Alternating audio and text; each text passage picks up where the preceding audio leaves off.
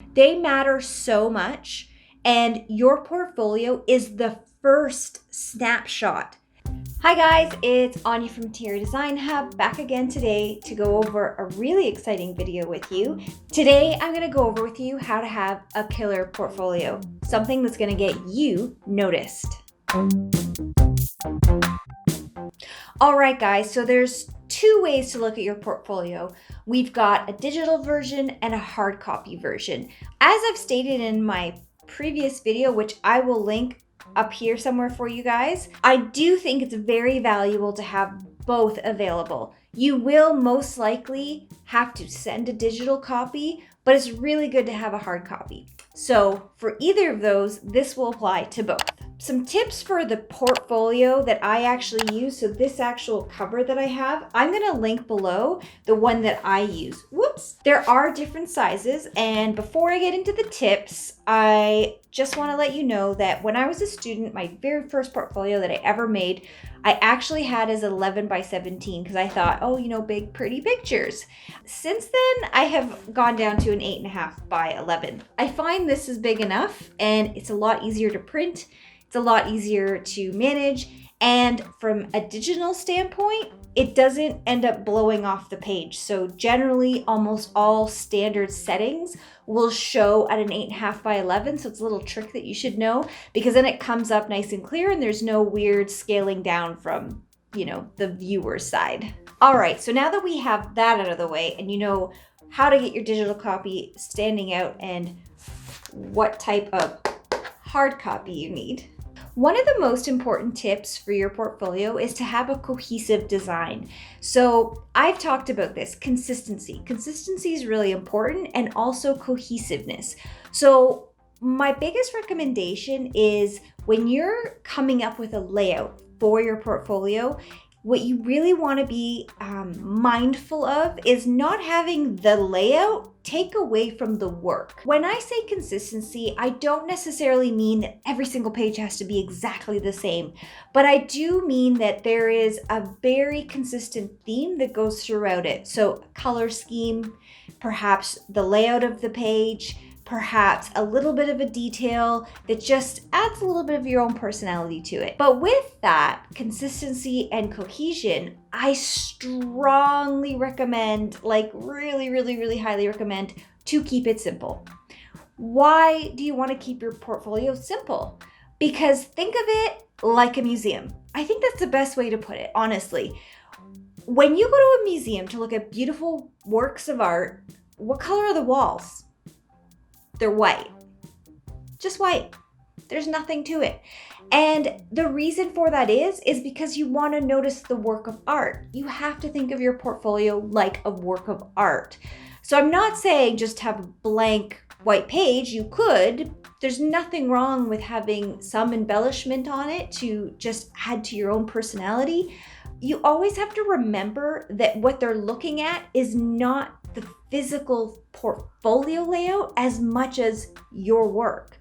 So you want your work to be the gold star, and then everything else is just secondary, because that is the item that you want them to focus on. So make sure you're thinking about that. Where do you want their attention to be drawn to, right? When you create your portfolio, always keep in mind consistency, cohesion, and keep it simple. So this one is probably a little bit vague. I'm gonna try to get this so you understand what I mean by it.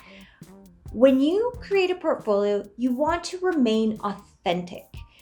What does that mean? What does authenticity mean? I think one of the really interesting things with design and with this business in general is we're always trying to create things for other people. But when it comes to your work, there is a level of you within it. You can generally tell one person's style over another. There's just little things that you gravitate towards that is your style.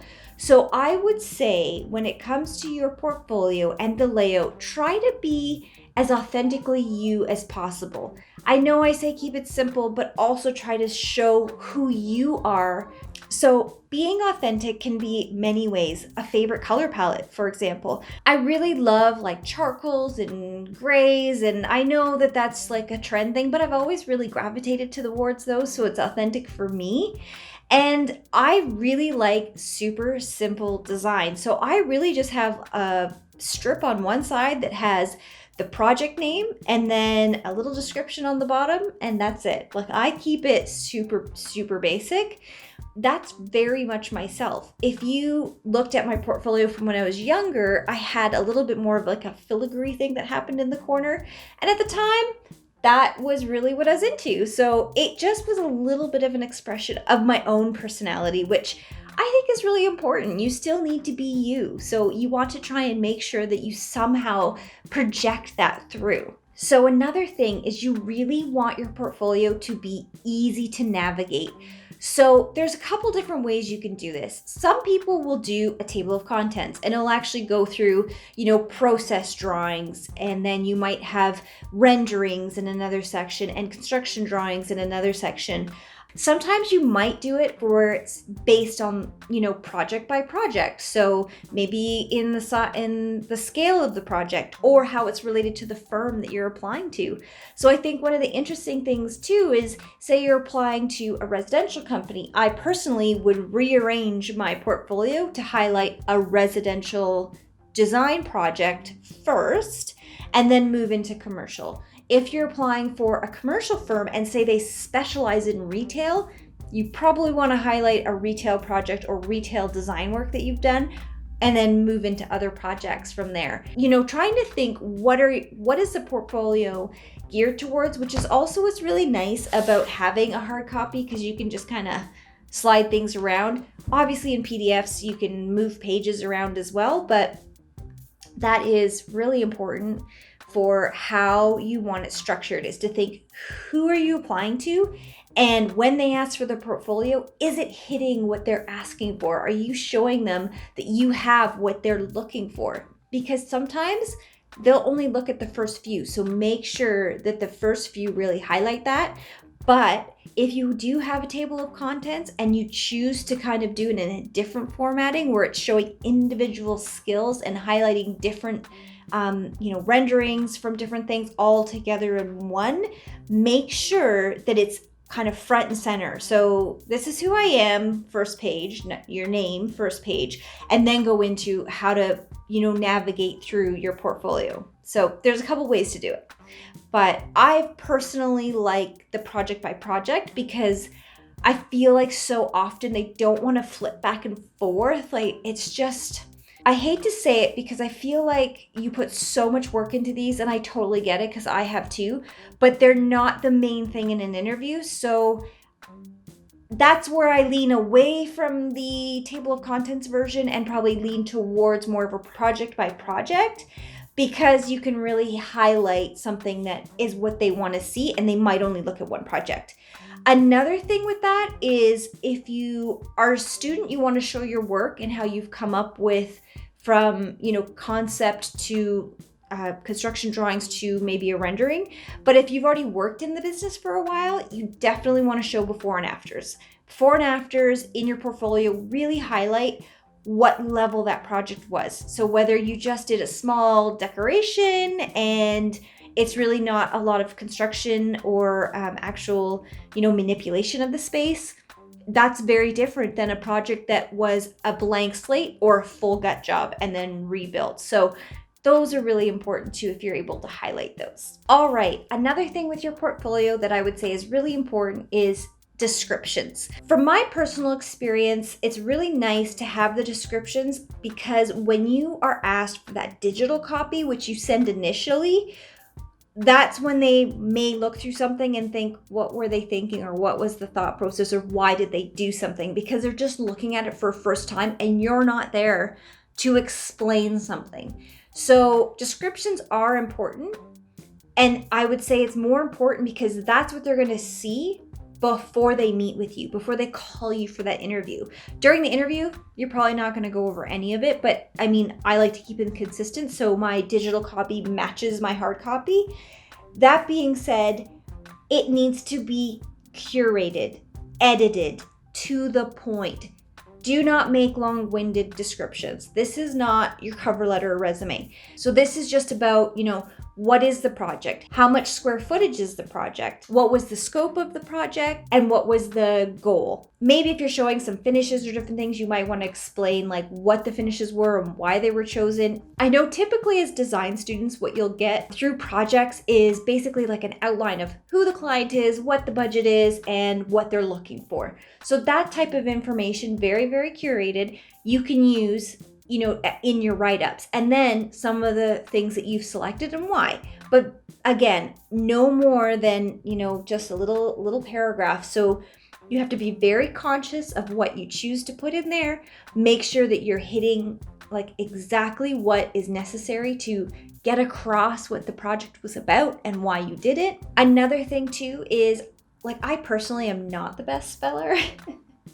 So get someone to look over it. Have somebody spell check your work. Have somebody look at it and make sure that you don't have a spelling error. A lot of times when there's a job that is highly sought after and there are, say, thousands upon thousands of applicants, sometimes when it comes to just, cutting down because there are such a large amount of candidates, they will start looking for things like spelling errors. And you're probably thinking, but that's like, why? Why would they look for something like that? Honestly, it's details. We are in an industry that details matter. They matter so much. And your portfolio is the first snapshot that they're gonna get about your ability to focus and hyper focus on the details. Although I say a portfolio isn't the number one thing in an interview process, no, but it shows that you can get to the details. It does give them that snapshot. And you have to remember that it's being sent digitally first, and we don't know how much time they've sat looking at it before they interview you.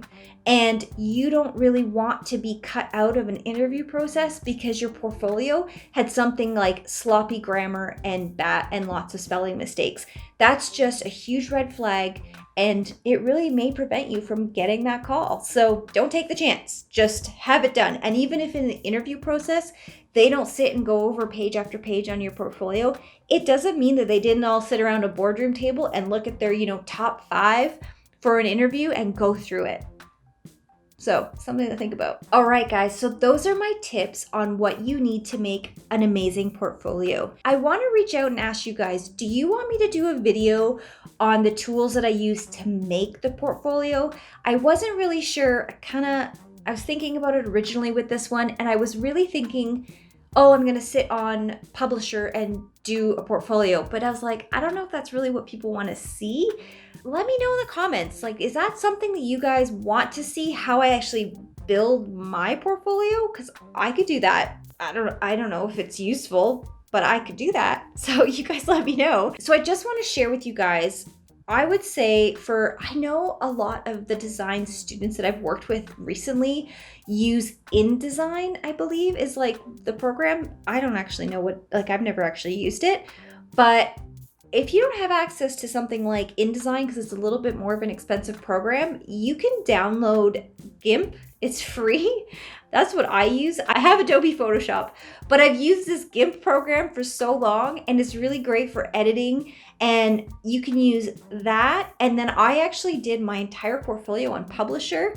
It's just so much easier. It's pretty standard with most Microsoft products. So I personally really like it because I find it user-friendly, and then it gives you all the pages, just kind of like a PowerPoint presentation that you can then, send out as a large PDF. And then if you have to send that, you can do it through Google Docs and all that kind of stuff. But I have heard of a lot of students struggling with just the time consumption that InDesign is, and you guys don't need to spend that kind of time on a portfolio. It doesn't need to be that complicated. You can make a beautiful quality portfolio just using tools like Adobe Photoshop. If you don't have that, GIMP, which is free, and a Publisher. So can be very straightforward. And once it's a PDF document, they don't know what program you used, okay? You just gotta make it look pretty.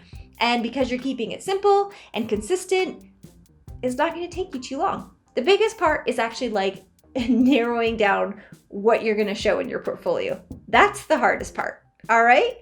Until next time, guys, it's Ania with Interior Design Hub. See you later.